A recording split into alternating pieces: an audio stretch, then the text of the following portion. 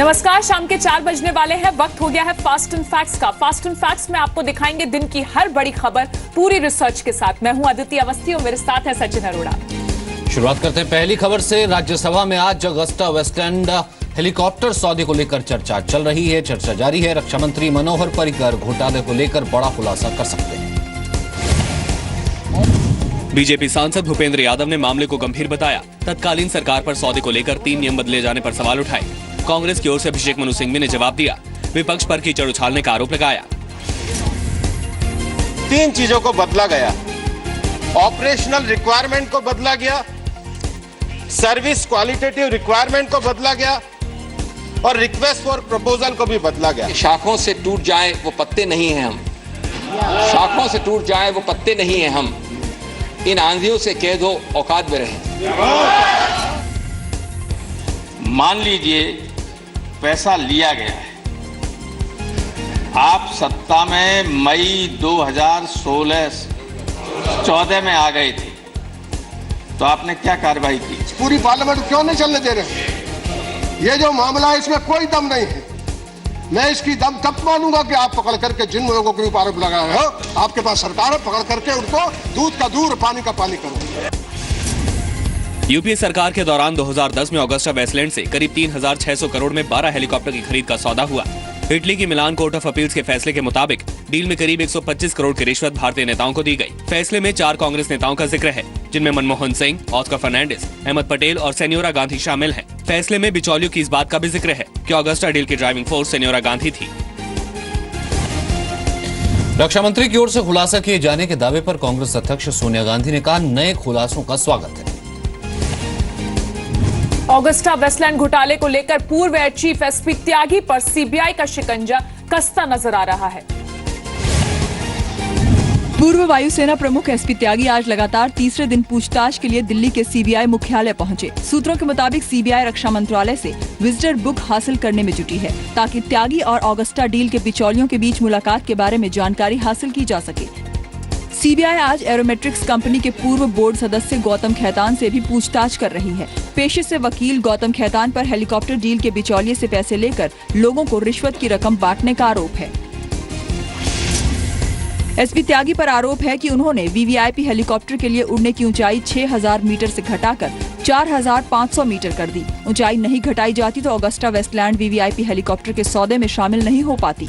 CBI ने SP त्यागी समेत 13 आरोपियों के खिलाफ अगस्टा वेस्टलैंड सौदे में एफआईआर दर्ज की थी। आरोपियों में त्यागी के कुछ भाई भी शामिल हैं। मंगलवार को सीबीआई की ओर से सबूत दिखाए जाने के बाद एसपी त्यागी ने फिन मैकेनिका के अधिकारियों से मिलने की बात कबूल ली, जबकि सोमवार को त्यागी ने मुलाकात से इनकार कर दिया। केरल के एर्नाकुलम में एक लॉ की छात्रा से निर्भया जैसी दरिंदगी का मुद्दा आज संसद में भी उठा। लोकसभा में बीजेपी सांसद मीनाक्षी लेखी ने मुद्दा उठाया, तो राज्यसभा में बीजेपी सांसद तरुण विजय ने केंद्र ने कहा राज्य सरकार से रिपोर्ट मांगी है। Such perverted incidents are happening in Kerala, where a girl gets murdered, a girl's intestines are ripped apart, and in that situation, when from people from the panchayat to the top are not even responding and not even responsive. Kerala government has completely failed to protect Dalit girls. There is a continuous spate. It's a repeat of Nirbhaya Kand of Delhi. We condemn wholeheartedly because this concerns the whole nation. I'll be conveying to the Honorable Home Minister to find out from the government of Kerala to advise them to take the strongest possible action. Kerala में पेरुम्बवूर में left democratic youth federation के कार्यकर्ताओं ने प्रदर्शन किया। Police को लाठीचार्ज भी करना पड़ा।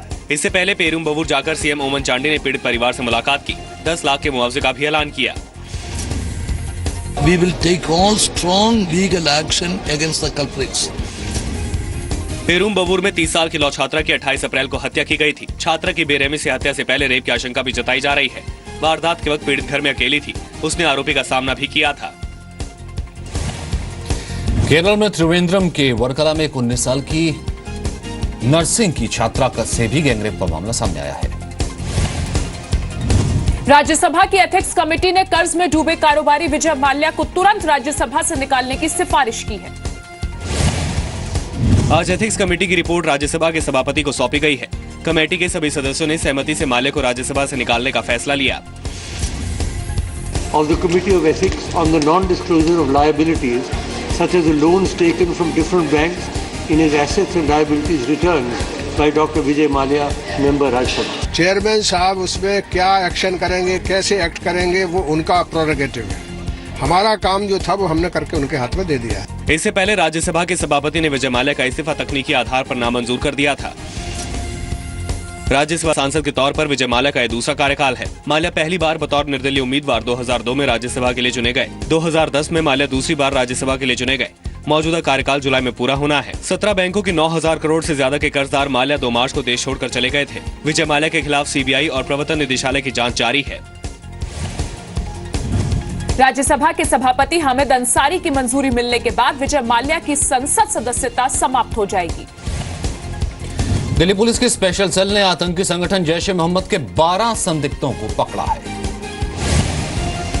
पकड़े गए 12 संदिग्धों के पास से पुलिस को आईईडी मिली है। ऐसी आशंका जताई जा रही कि ये संदिग्ध दिल्ली में किसी बड़ी वारदात को अंजाम देने की फिराक में थे।